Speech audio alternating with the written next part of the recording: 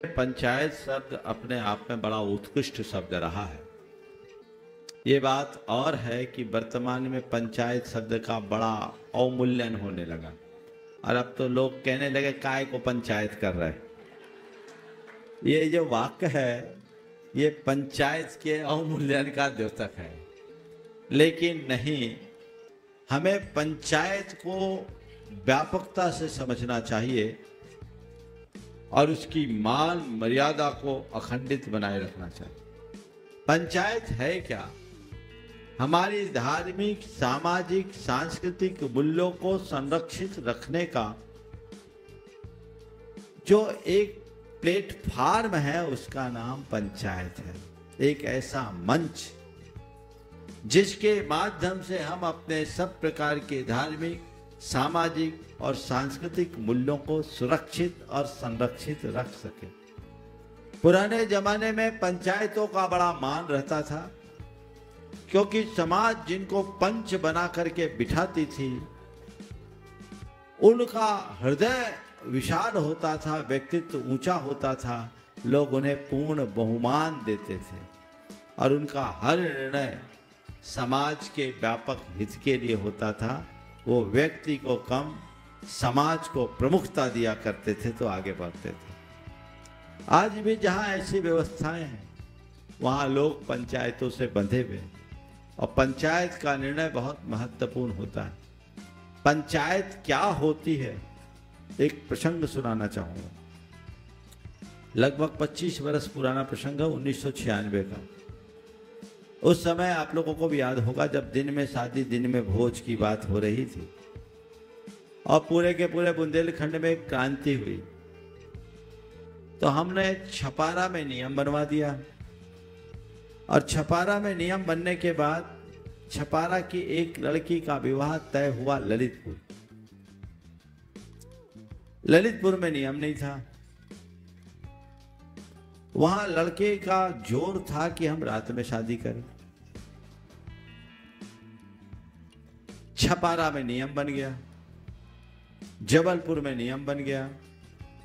नियम में हमने शुरुआत थी तो ये कहा था कि लेके लड़की जाओ तो वहां के नियम के अनुसार रखो, पर तुम्हारे यहाँ बारात आए और बारात जाए तो दिन में होगा। आप लोगों ने भी बहुत कट्टरता से निभाया, दमोह भी उसमें शामिल है। अब वो एक स्थिति ऐसी आई कि जिस तारीख में विवाह होना था, शायद 16 फरवरी की डेट थी, कहीं कोई जगह नहीं मिल रही थी और विवाह उनको छपारा से ही करना था और रात में करने की बात है। लड़की के पिता ने कहा, मेरे पीछे पंचायत का निर्णय नहीं टूटना चाहिए, आप लोग मत आना, मेरी मजबूरी है, मुझे बेटी का विवाह करना होगा। समाज ने कहा कि अकेले तुम्हारी बेटी नहीं, ये हम सब की बेटी है, अगर ऐसी कोई बात है तो हम सब मिलकर काम करेंगे, चलो महाराज श्री के पास चल के हम समस्या बताते। हम बिहार करके जा रहे थे और उस समय हम कुरवाई में थे।